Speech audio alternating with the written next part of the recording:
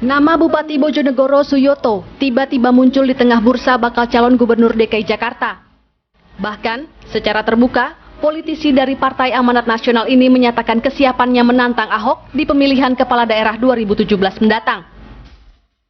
Pria yang akrab disapa Kang Yoto ini menyebut, kesiapannya maju sebagai calon gubernur DKI Jakarta adalah bagian dari amanat rakyat yang harus dijalankan. Jangankan gubernur, jadi menteri atau presiden sekalipun, Kang Yoto menyatakan kesiapannya.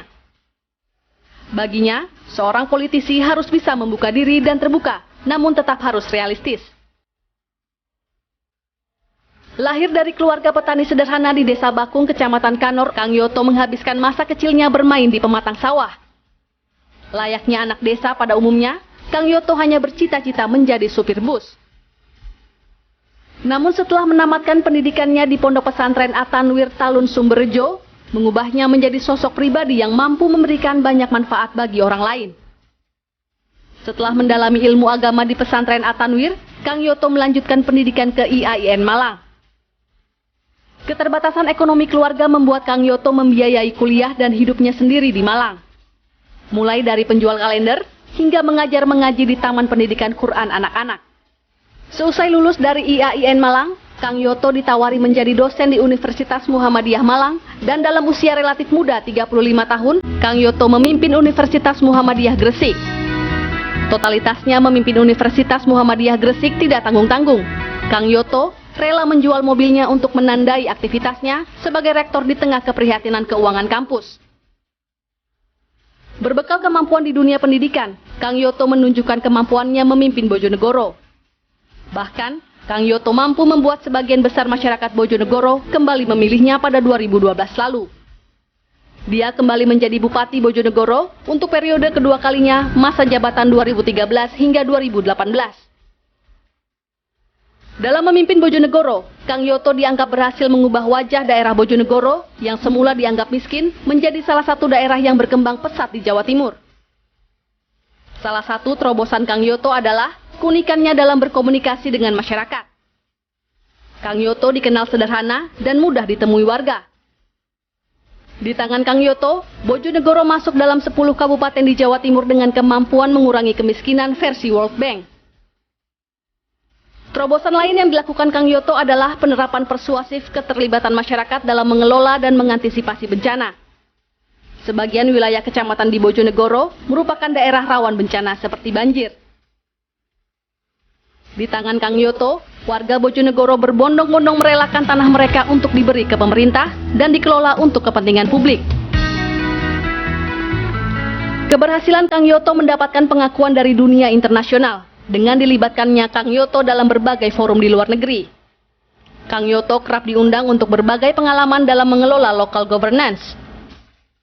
Hingga saat ini, Bojonegoro telah mendapatkan lebih dari 100 penghargaan Bank Nasional maupun internasional sejak tahun 2008 hingga 2016. Penghargaan tersebut umumnya dari segi pemerintahan yang menempatkan Bojonegoro sejajar dengan kota besar di dunia dari segi open government dan inovasi.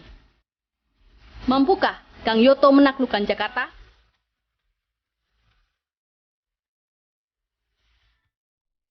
Ya, selamat malam pemirsa pro kontra kandidat kita kembali hadir di hadapan Anda dengan episode Kang Yoto di Bursa Calon Gubernur DKI Jakarta pada Pilkada 2017 mendatang. Begitu sanggupkah Bupati Bojonegoro Jawa Timur ini mampu memimpin DKI Jakarta setelah meninggalkan kabupaten begitu? Dan sudah hadir bersama kami Pak Suyoto atau biasa disebut Kang Yoto begitu ya, yang seperti kita ketahui Bupati Bojonegoro dan juga bakal calon Gubernur DKI Jakarta pada Pilkada 2017. Selamat malam, Bang Yoto. Selamat malam. Ya, dan juga ada Pak Sirajuddin Abbas, pengamat politik. Selamat malam, Pak. Selamat malam. Ya, saya mau ke Kang Yoto. Kang Yoto ini kalau di Bojonegoro mungkin sudah banyak pertanyaan yang menghampiri Anda begitu. Sudah siapkah Anda meninggalkan Bojonegoro untuk DKI Jakarta begitu? Sudah banyak pasti yang nanya, Kang Yoto. Bagaimana Anda menjawab warga Anda di Bojonegoro?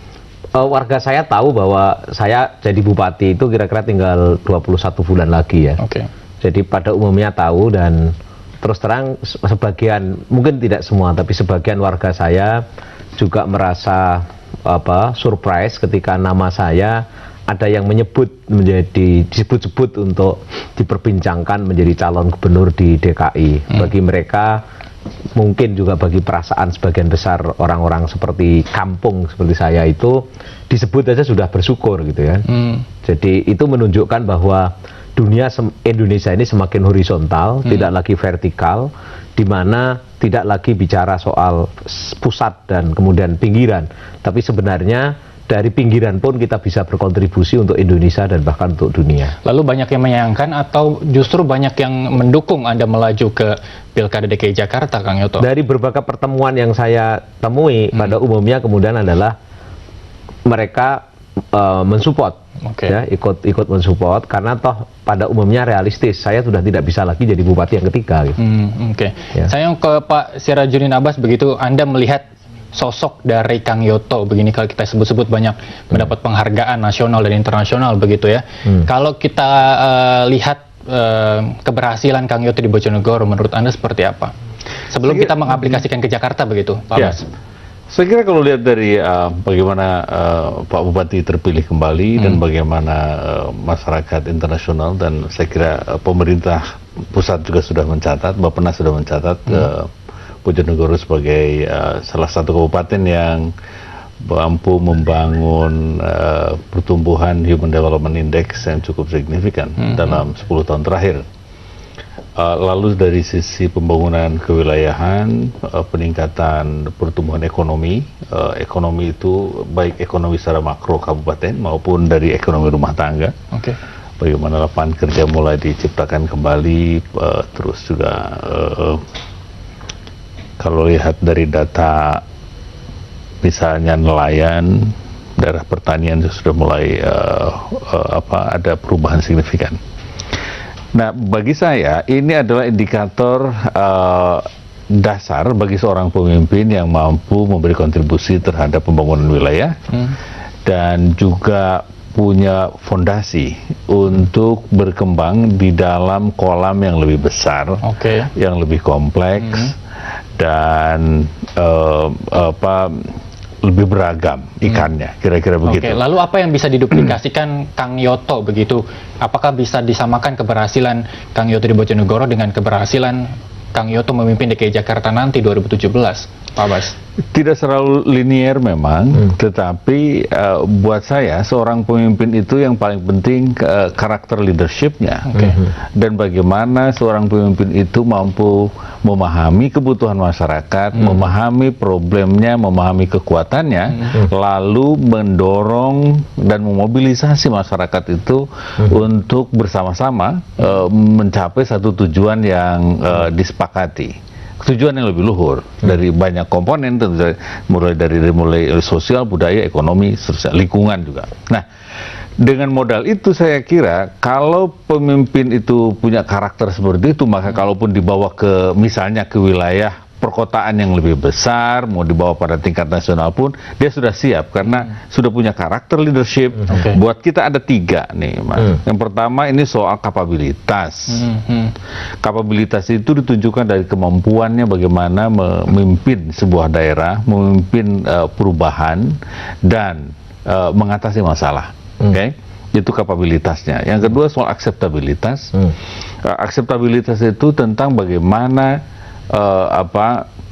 seseorang itu diterima dengan baik. Ini soal penerimaan masyarakat, gitu. Nah, karena banyak juga orang yang sudah begitu capable tapi akseptabilitasnya kurang.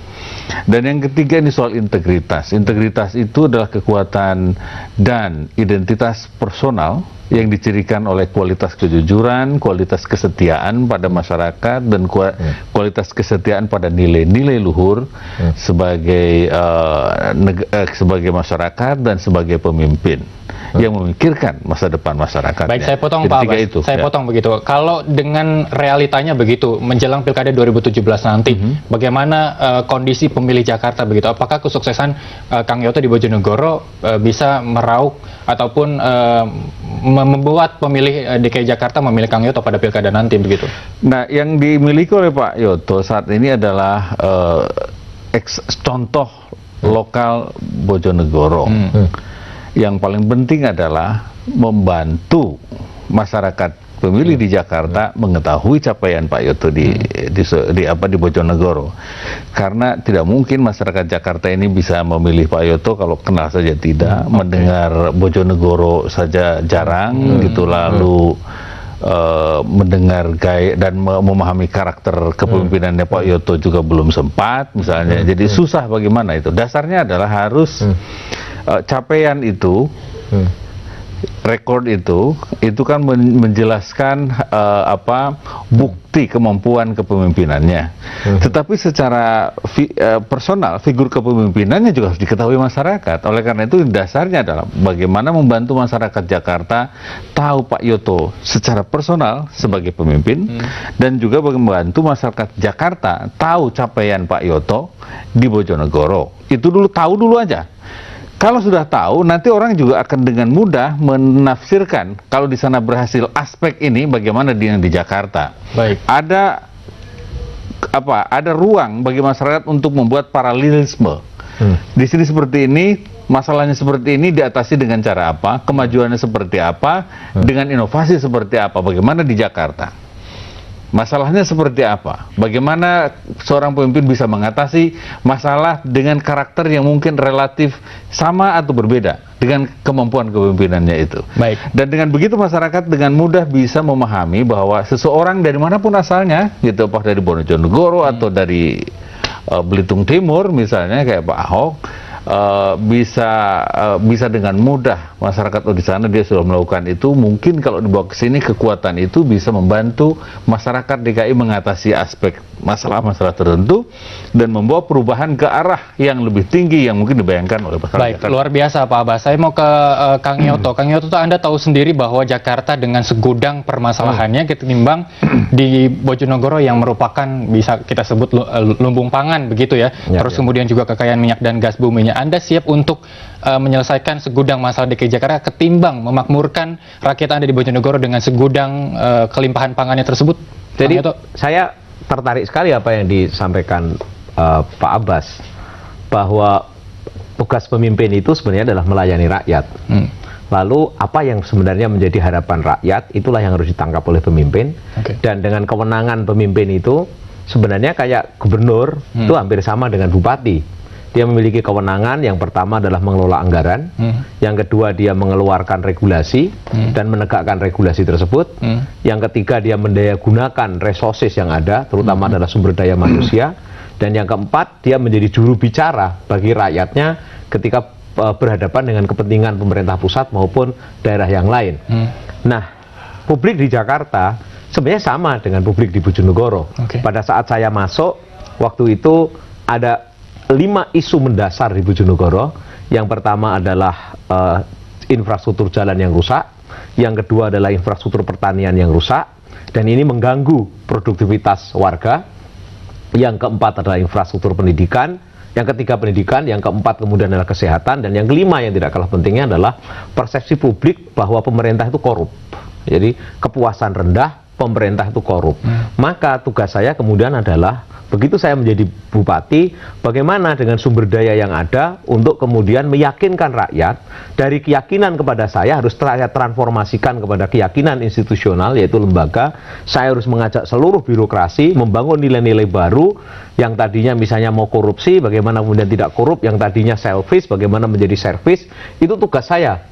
Jadi tugas pemimpin adalah membawa seluruh resourcesnya fokus kepada masalah, pada problem solving yang diharapkan, apa yang akan dipecahkan bersama pada konteks Bojonegoro. Baik, Kang Yoto, saya tahan begitu. Masa jabatan Anda akan berakhir pada 2018. Kalau Anda mengikuti Pilkada 2017, itu otomatis Anda akan meninggalkan Bojonegoro. Apa pengertian yang Anda berikan kepada rakyat? Tapi jangan dijawab dulu, pemirsa. Pro kontra kandidat kita akan kembali sesaat lagi, tetaplah bersama kami. Tadi terkait latar belakang mungkin yang baru Anda kuakkan kepada masyarakat begitu. Apa yang meyakinkan Anda lagi begitu kepada masyarakat DKI Jakarta, khususnya jika Anda maju pada kontestasi Pilkada 2017? Kembali kepada peran pemimpin sebenarnya ya. Peran pemimpin itu bagaimana memastikan seluruh sumber daya itu melayani kepada rakyat. Kalau kita bayangkan misalnya DKI ini adalah rumah besar, di dalamnya ada rakyat seluruhnya, DKI ini kan harus menjadi tempat yang nyaman, yang aman, yang produktif, membahagiakan bagi seluruh warganya, tapi juga sekaligus dia bisa menjadi tuan rumah bagi kegiatan ekonomi, kegiatan politik, kegiatan budaya bagi seluruh Indonesia. Jadi sebenarnya wajah Indonesia itu ya ada DKI ini. Nah, kalau kita lihat sekarang dari tangkapan yang saya tangkap ya, problem DKI ini kan semua orang sudah tahu sebenarnya. Yang pertama adalah pasti soal kemacetan. Yang kedua adalah soal banjir. Yang ketiga yang tidak kalah pentingnya adalah persoalan bagaimana menjamin 44 juta rakyat DKI itu adalah orang-orang yang hidup. Sebenarnya adalah persoalan pendapatan itu menjadi isu penting. Kang Yoto, maaf, saya potong begitu. Kalau tadi Anda menyinggung soal banjir begitu, karena Jakarta memang banjir begitu. Terus Bojonegoro juga banjir. Kita tahu banjir. Luapan Bengawan Solo. Betul. Kalau Jakarta luapan Ciliwung begitu, sama-sama masalahnya hal yang sama begitu. Apa mungkin Anda yang lakukan di Bojonegoro akan diaplikasikan ke Jakarta untuk menangani banjir begitu? Mungkin persisnya tidak, tapi logikanya kurang lebih sama. Apa yang harus dilakukan, misalnya banjir di Bojonegoro sama DKI itu sama ada, banjir genangan, di mana ada hujan tidak bisa jalan. Yang kedua adalah banjir kiriman, kurang lebih hampir sama.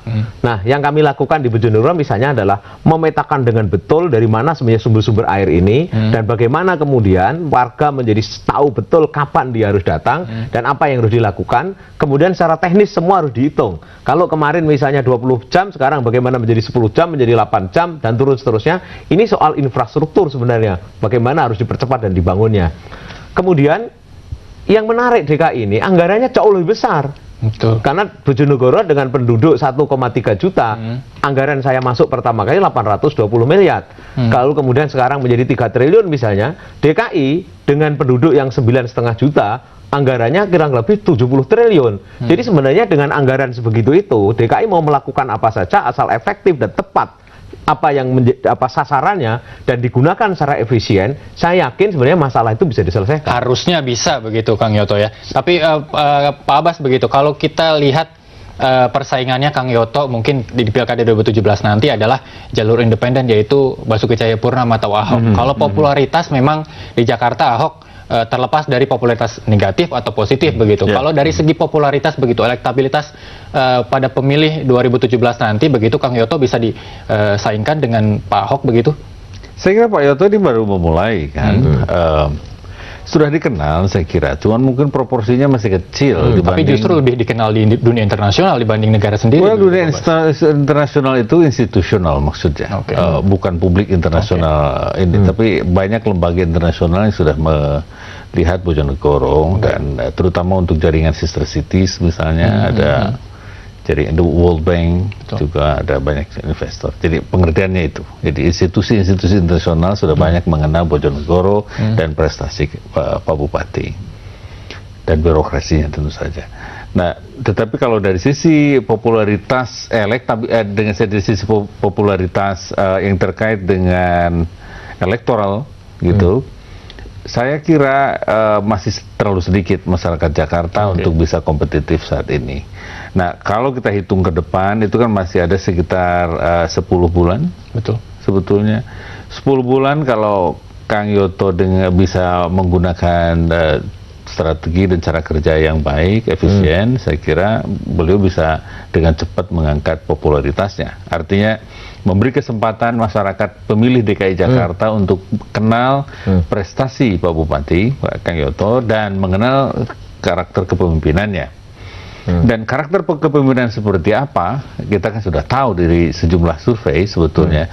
Karakter jujur, yang tadi soal integritas itu, dan kapabilitas menunjukkan prestasi dan kemampuan untuk mengembangkan diri, kemampuan untuk membangun wilayah yang lebih besar, dengan kompleksitas masalah yang lebih besar juga. Terus juga soal akseptabilitas, artinya bisa diterima, dan dukungan dari masyarakat Bojonegoro misalnya di wilayah lokalnya yang mengikhlaskan atau mendoakan atau apapun namanya, mendorong misalnya, bisa menjadi dasar bahwa memang disukai. Nah, tinggal masyarakat Jakarta apakah bisa memahami itu sebagai bukti bahwa beliau disukai dan diterima. Jadi itu saja soal bagaimana. Pak Abbas, apakah bisa dikatakan Kang Yoto ini terlambat begitu, di samping partai politik lain sudah lebih dahulu melakukan penyaringan calon-calon yang akan dimunculkannya pada Pilkada 2017 begitu? Enggak juga. Saya nggak melihat itu terlambat, karena wilayah Jakarta ini kan kecil. dan banyak channel sosialisasi yang bisa dilakukan.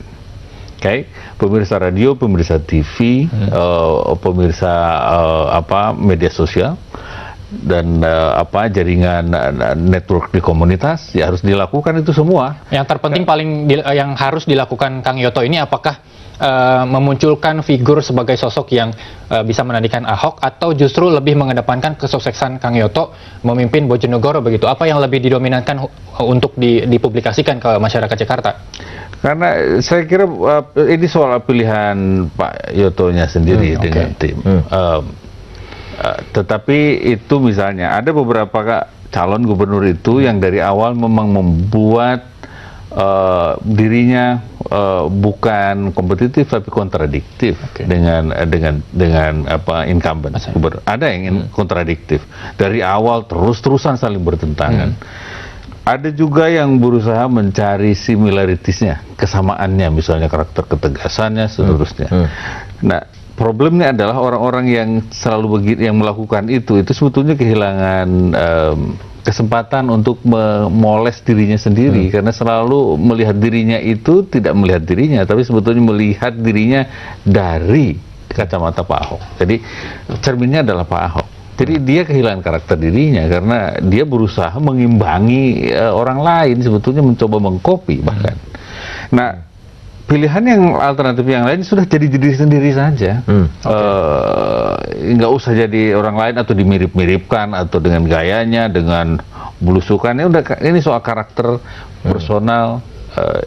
Dan saya kira pemilih lebih suka dengan orang yang lebih otentik, lebih genuine, tidak memirip-miripkan siapa-siapa. Kekuatan Ahok dalam pandangan masyarakat dari berbagai survei, kita sendiri sudah mengecek berkali-kali, karena otentisitas personalnya.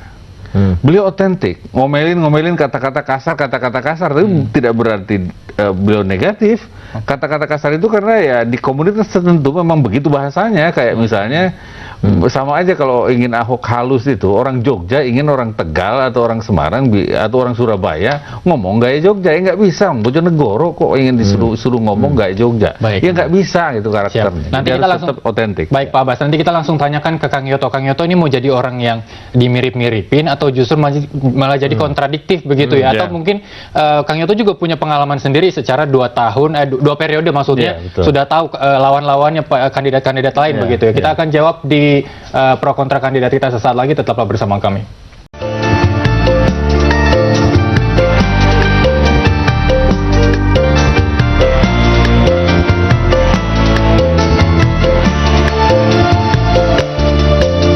Sore-sore nenter tekali gedhe ngenteni tekane siramu.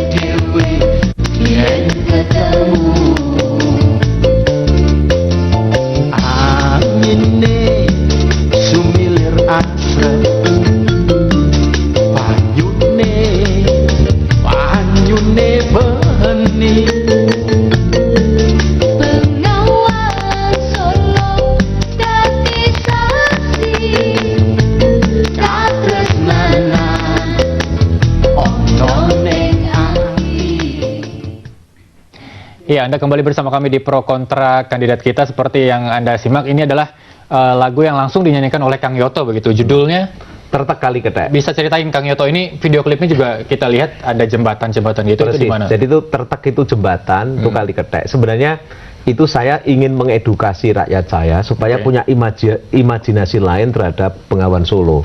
Karena Bengawan Solo itu kan selalu dibayangkan tempat banjir, tempat susah. Betul. Maka saya membayangkan bahwa sore-sore tertek kali kethek, gitu kan, ada romantisnya, lalu melihat bagaimana sebenarnya anginnya itu semelilir, kemudian juga banyunya bening, tidak banyunya budak gitu ya, airnya itu bening, itu juga bagian dari cara saya berkomunikasi dengan warga secara kultural, karena memang orientasi saya sebenarnya orientasi lebih kepada pendekatan kultural di dalam kepemimpinan. Ya, apakah mungkin ini juga menjadi lagu wajib gitu, Pemda Bojonegoro untuk enggak, kalau yang tidak wajib tapi yang selalu dinyanyikan itu adalah lagu Bojonegoro Matoh. Karena itu menggambarkan strategi hidup di Bojonegoro yang menghadapi misalnya kekurangan, keterbatasan, tanah gerak, banjir, tapi bagaimana itu menjadi cambuk, tidak menjadi tempat kita untuk saling menyalahkan. Biasanya kekurangan itu kan kemudian jadi arena untuk saling menyalahkan itu kan. Baik, kita tahan dulu Kang Yoto, ada pemirsa yang ingin bergabung bersama kami. Halo, selamat malam. Halo, selamat malam. Iya, terputus, dan kami mengingatkan Anda juga dapat bergabung bersama kami di line telepon interaktif di 0215155111. Kembali ke Kang Yoto begitu, tadi Pak Abbas juga sudah memberikan pertanyaan begitu. Kang Yoto akan mengikut disama-samakan dengan calon yang lain atau justru kontradiktif dengan calon yang lain. Mengingat Anda sudah 2 periode begitu ya dalam ikut pilkada di Bojonegoro begitu. Anda juga tahu penantang-penantang Anda di belakang seperti apa yang dilakukan begitu. Anda mau jadi seperti apa, Kang Yoto? Yang pertama menurut saya adalah siapapun pemimpinnya itu harus fokus pada masalah yang dihadapi oleh rakyatnya. Yang kedua kemudian adalah preference kecenderungannya. Misalnya kalau saya membayangkan tentang kemacetan di DKI, sumber bottleneck-nya itu misalnya adalah pentingnya dibuat flyover atau underpass, kemudian bagaimana membangun public mass misalnya, itu kalau memang itu harus ini tinggal dipercepat aja. Kemudian kalau mengatasi soal kemiskinan kayak yang di Jakarta Utara lebih banyak di sebagian timur, saya kira itu bisa bersamaan kita mengatasi soal banjir, mengatasi kemiskinan, juga bagaimana membuat rakyat di sana punya pendapatan. Daripada memindah mereka kemudian buat rusun yang jauh, kenapa tidak dibikin rusun di sekitar situ? Dengan begitu kemudian biaya transportasinya menjadi kecil, kemudian mengkolaborasikan bagaimana kemudian menciptakan dunia usaha di situ, baik yang berbasis kepada keterampilan maupun berbasis kolaborasi antara para pengusaha dengan orang-orang yang ada di sekitar situ. Karena dengan cara itu sebenarnya kita sudah menyelesaikan satu sisi adalah persoalan potensial kemiskinan yang kemudian bisa kita tekan, tapi sisi yang lain adalah kesenjangan itu yang harus diselesaikan, karena problem DKI juga kesenjangan. Dan ingat, kalau kesenjangan terjadi, maka potensi konflik sosial itu menanti di masa depan. Baik, kita tahan dulu Kang Yoto. Ada pemirsa lagi yang ingin bergabung. Halo, selamat malam. Selamat malam. Ya, dengan siapa Pak? Di mana? Pak Sulut, Boyolali. Ya, Pak Sulut, langsung saja dari Boyolali. Ada Kang Yoto dan juga Pak Abbas begitu. Atau mungkin Anda ingin mengomentari melajunya Kang Yoto menjadi Gubernur DKI Jakarta begitu. Saya tidak. Halo? Ya, langsung saja Pak. Saya tidak kenal dengan Pak Kang Yoto. Ya. Lalu saya tidak kenal dengan Kang Yoto, saya hanya kenal melalui media, dan hari ini saya mendengarkan wawancara di Jak TV. Dari sekian calon, saya sangat tertarik dengan ide-ide Anda. Harapan saya, low profile. Low profile. Jangan mendiskreditkan pihak lain. Dari sekian calon itu, saya mendukung Pak Yoto ikut terlibat dalam rencana Jakarta. Tentu saja, saya sampai sekarang masih berpihak pada Ahok. Baik, terima kasih Pak Tulus dari Boyolali begitu. Sebelum ditanggapi langsung oleh Kang Yoto, mungkin saya mau ke Pak Abbas dulu. Pak Abbas, penelpon yang tadi juga membuktikan bahwa masih adanya masyarakat yang menginginkan bahwa pemimpin kita yang low profile begitu kan, inovasi segala macam. Kita ingat pada pilkada 2012 DKI Jakarta begitu, ketika wali kota Solo Joko Widodo untuk melaju kepada pilkada 2017 dikenal sebagai sosok yang low profile, terus kemudian pendekatan masyarakat yang dilakukan dalam berbagai pembangunan dan kebijakan segala macam begitu. Apakah ini akan terulang begitu masa kejayaan Jokowi pada pilkada 2012 akan terulang pilkada 2017 dengan Kang Yoto begitu Pak Abbas? Bisa, peluang itu selalu ada. Masyarakat saat ini kan baru dihadapkan pada pilihan yang terbatas yang sudah beredar kan. Kalau masyarakat diberikan pilihan yang kurang lebih sama jelasnya dari antara calon-calon itu, maka saya kira ruang untuk berpindah dukungan itu masih terbuka. Karena memang saat ini sudah ada 3 kelompok lah misalnya. Ini ada yang pro Ahok ini udah solid, susah diganggu. Yang anti Ahok juga sudah solid. Tapi yang anti Ahok ini kan masih belum jelas juga mau kemana. Di tengahnya masih ada kelompok pemilih yang masih wait and see, masih menunggu apakah ada alternatif calon yang lebih cocok dengan mereka, dan apakah calon-calon yang ada ini bisa memberi jawaban dan sesuai dengan bayangan kebutuhan mereka. Oleh karena itu, kalau calon-calon ini mulai bermunculan dan membuka diri untuk dipahami dan berkomunikasi dengan alam pikiran masyarakatnya, gitu. Saya kira pendukung Ahok pun yang sudah solid itu kan belum terlalu besar. Jadi pendukung Ahok saat ini juga memang ada yang masih mungkin mengubah pilihannya. Jadi bisa bergeser. Yang anti Ahok juga masih menunggu figur siapa yang cocok. Jadi bisa bergeser juga.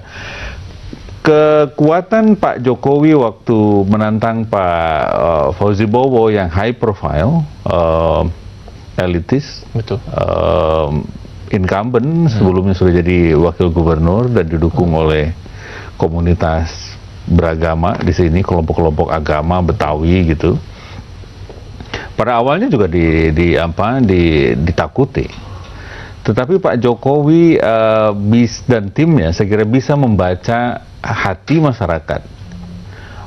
Elit ya elitis gitu, tapi tetap saja mayoritas pemilih Jakarta ini pemilih menengah ke bawah, yang penghasilannya pada tingkat tertentu ke atas itu juga terbatas, dan mereka juga partisipasinya untuk memilih juga seringkali lebih rendah ketimbang yang masyarakat yang ada di kelas menengah dan bawah, termasuk daerah-daerah kumuh itu lebih biasanya lebih partisipatif ketika pemungutan suara dilakukan ketimbang orang-orang yang tinggal di daerah perumahan mewah atau di daerah yang tinggal di kondominium mahal, yang mungkin waktu pemilihannya tidak sedang di Indonesia juga, tidak sedang di Jakarta.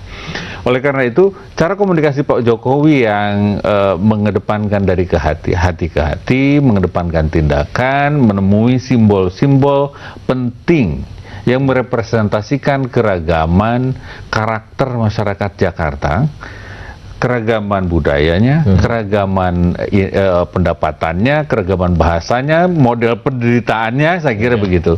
Ditemui semua, dan sentuhannya yang demikian otentik dari gaya Pak Jokowi yang khas juga gitu, tidak membuat Pak Jokowi harus seperti sekeren-keren Pak Fauzi Bowo gitu. Enggak, Pak Jokowi nggak banyak berubah, otentik.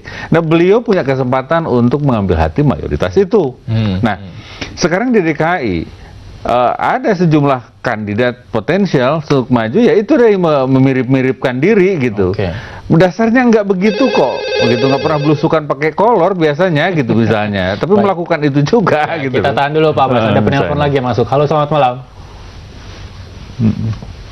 Halo, selamat malam. Ya, selamat malam. Ya, dengan siapa Pak? Di mana? Dengan Pak Slamet Riyadi, Depok. Ya, Pak Slamet, langsung saja. Ya, halo. Ya. Halo. Ya, Pak Slamet, kami dengar langsung saja begitu. Ya, saya dengan Pak Slamet Riyadi, Depok. Iya Pak. Ya, saya mau bicara dengan Pak Yoto, mau nyampaikan. Ya, mari Pak. Iya, Pak Yoto. Iya Pak, mari. Pesantren At-Tanwir Talun. Halo. Ya, halo. Ya. Silakan Pak.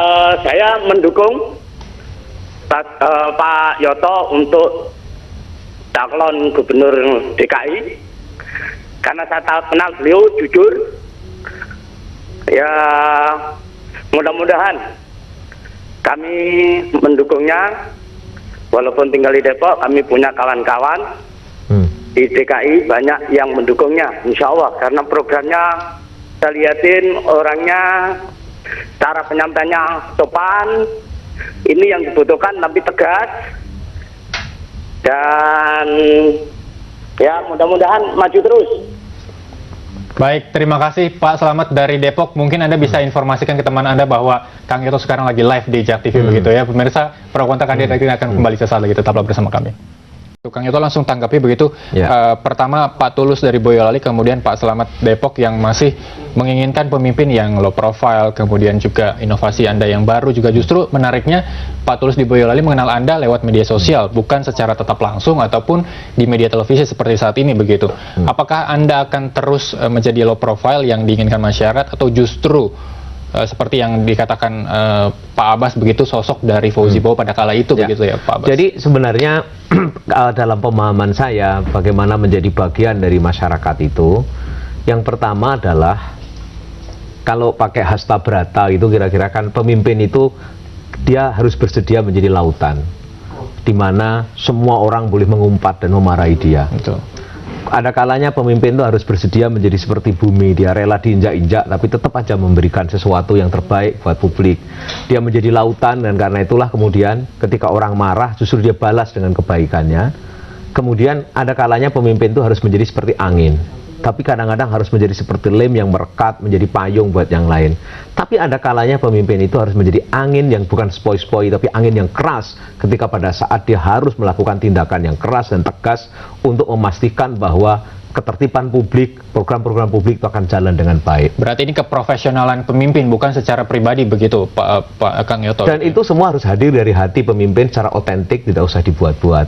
Adapun pesan Pak Tulus tadi saya kira sangat benar, dan saya sangat sependapat bahwa ajang politik ini tidak untuk saling menyalahkan, tidak untuk saling merendahkan, bahwa kita kemudian demokrasi itu menurut saya adalah ibarat rakyat mau makan gitu ya, memilih pemimpin, dia tahu satu menu kan, kemudian rakyat berharap ada menu-menu yang lain. Tugas para politisi itu kemudian adalah meng-create menu, kira-kira ini loh menunya, saya punya karakter seperti ini, dengan pemahaman saya rakyat menginginkan ini, maka kita berikan menunya. Misalnya dalam bahasa saya untuk Jakarta, saya mungkin lebih tertarik pada human development approach ya, daripada misalnya financial approach, bahwa misalnya di dalam menangani kasus bagaimana duit di-create, kemudian nanti kita menjadi bos, orang miskin toh bisa ditolong, tapi bagaimana melakukan rekayasa sosial di mana orang bisa kita libatkan untuk bersama-sama menyelesaikan, membangun konsensus. Kalau dalam tataran pemerintahan itu adalah bagaimana kita mengkolaborasikan niat. Kemudian yang kedua adalah mengkolaborasikan, mencoba meng-create visi bersama. Setelah itu adalah mencoba merumuskan strategi bersama untuk kemudian kita membuat governance bersama-sama. Di pengalaman yang saya tempuh misalnya adalah bagaimana eksplorasi eksploitasi migas blok Cepu itu. Satu sisi ada perusahaan multinasional, sisi yang lain ada masyarakat lokal yang harus merelakan tanahnya. Tapi kemudian kalau kita dekati hanya dengan legal approach, dengan business approach, kemudian kita pakai CSR, mungkin akan menyimpan konflik dalam jangka panjang. Tapi begitu kita mitigasi, bagaimana cara menata kawasannya, karena zonasi tempat itu punya nilai bagi rakyat. Yang kedua adalah bagaimana kemudian harapan rakyat untuk mendapatkan pekerjaan, supaya dia punya bisnis, punya pendapatan di situ, kita kolaborasikan. Sehingga muncullah apa yang disebut dengan holistic approach. Ada social approach-nya, ada legal approach, ada business approach, dan technical approach, itu bersama-sama kita bikin.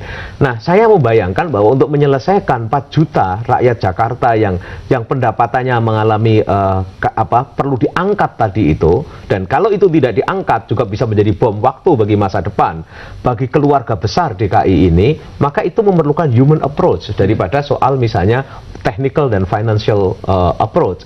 Nah, apa yang saya katakan ini tidak bermaksud misalnya menyalahkan apa yang sekarang atau orang per orang, tidak. Lebih bagaimana kita sebenarnya pemimpin politisi itu tugasnya adalah mencoba menyodorkan konsep-konsep yang sebenarnya adalah kita menerjemahkan apa yang diinginkan oleh rakyat, lalu kita tahu resources yang dimiliki oleh pemerintah, ada duit, ada SDM, ada kemudian jaringan, bagaimana ini digunakan dengan kekuatan sosial untuk dipakai memecahkan masalah bersama-sama. Ya, karena itulah tugas pemimpin publik sebenarnya. Jadi saya kira nasihat Pak Tulus tadi saya sangat terima kasih, karena itulah sebenarnya preference pribadi saya, tidak dalam rangka menyalahkan orang lain, tapi dalam rangka menjadi bagian dari alternatif. Silahkan publik menilai. Itu sebabnya dalam politik saya punya rumus.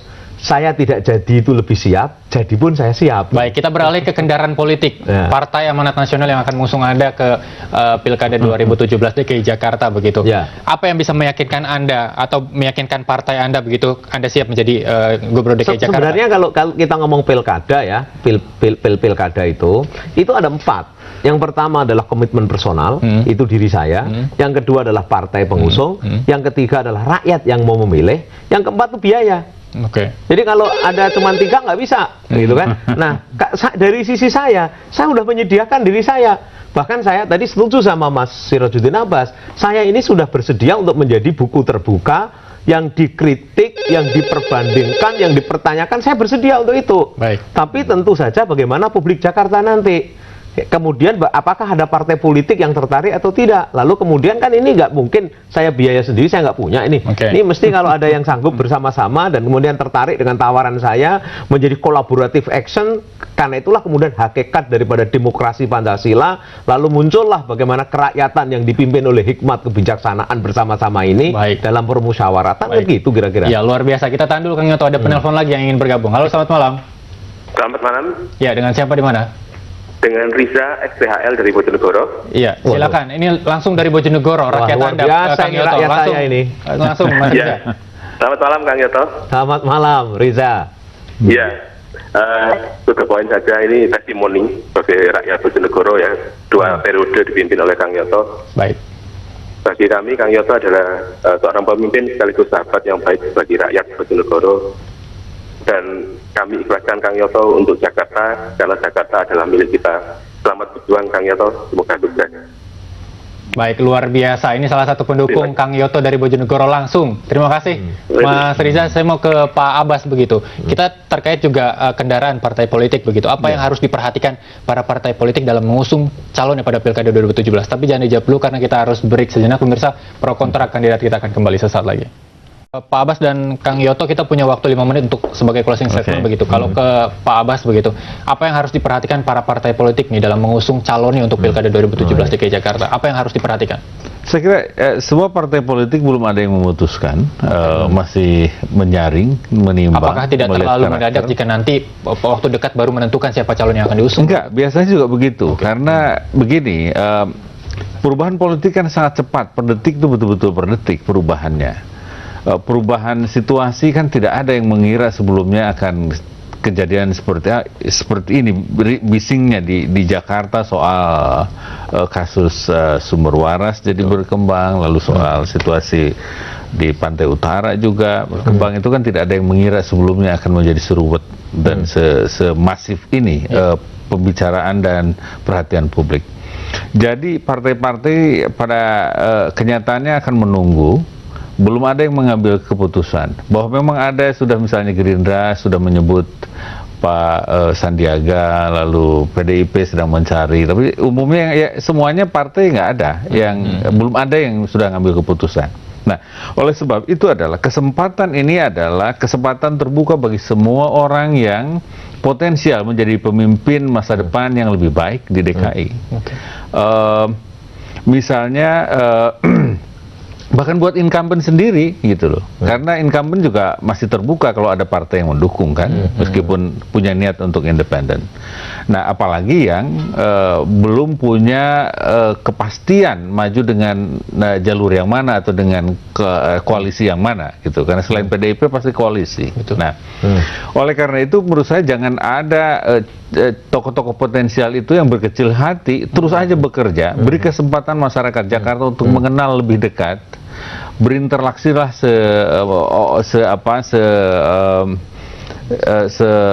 intensif mungkin dengan masyarakat, tunjukkan bahwa kepeduliannya itu pada akhirnya masyarakat akan tahu kok mana yang tulus memikirkan kemajuan suatu masyarakat, dalam hal ini DKI, punya kesanggupan untuk mengatasi masalah dan punya gagasan untuk memajukan Jakarta gitu. Akan ketahuan juga kok mana yang hanya main-main lalu mengubah karakternya, meminjam karakter orang lain atau mencoba mengidentifikasi diri dengan identitas dan atribut yang baru atau yang otentik sudah ditunjukkan gitu. Nah, saya kira dengan bekerja lebih sistematik dan masif, pada akhirnya masyarakat akan melihat juga, dan secara saintifik bisa dicek tokoh-tokoh mana yang mendapat penerimaan yang lebih baik di mata publik, dan dari situlah partai pada akhirnya akan ngambil dukungan ke tokoh yang mana.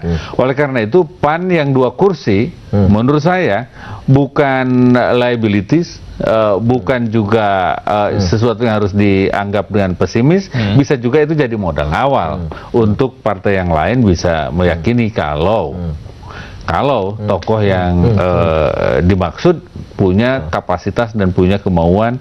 Niatnya kan harus dilakukan, niat kan bukan hanya diucapkan di dalam hati, harus dilakukan, buktikan itu dengan Baik, terima kasih Pak Abbas. Terkait juga dengan kekurangan kursi begitu, kita masih punya 20 lebih kursi untuk PAN bisa mengusungkan calonnya begitu.